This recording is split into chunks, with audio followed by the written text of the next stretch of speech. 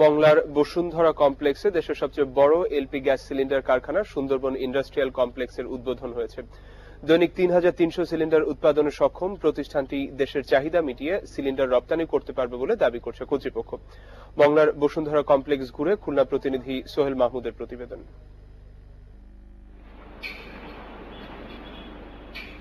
মংলায় শুক্রবার দুপুরে সুন্দরবন ইন্ডাস্ট্রিয়াল কমপ্লেক্সের আনুষ্ঠানিক উদ্বোধন করেন বসুন্ধরা গ্রুপের ব্যবস্থাপনা পরিচালক সায়েম সোবহান।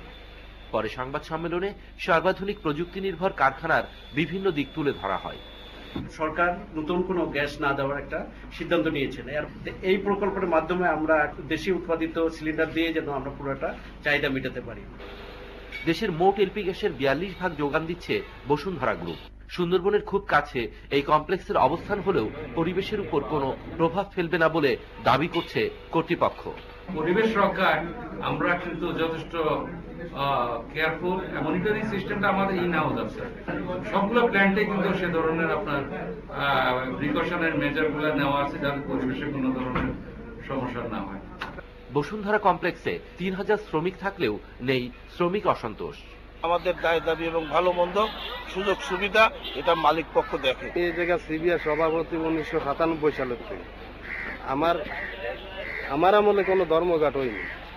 দেশে প্রতি বছর বাড়ছে জ্বালানি চাহিদা। বসুন্ধরা বছরে ১২ লাখ সিলিন্ডার উৎপাদনের লক্ষ্য ঠিক করেছে। দেশের চাহিদা মিটিয়েও এই সিলিন্ডার রপ্তানি করার আশা করছে কর্তৃপক্ষ। Sohel Mahmud, independent news, Khulna.